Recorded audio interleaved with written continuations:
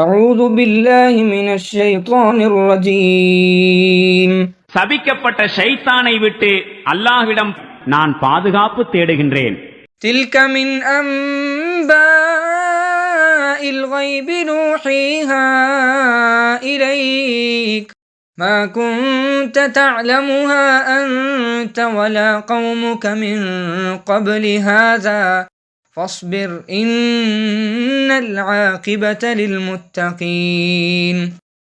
நபியே, இவை மறைவான செய்திகளாகும். இவற்றை நாம் உமக்கு அறிவிக்கின்றோம்.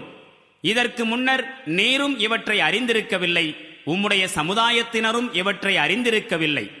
எனவே பொறுமையை மேற்கொள்வீராக. நிச்சயமாக இறுதியில் நல்ல முடிவு இரையச்சம் உள்ளவர்களுக்கே உரியதாகும்.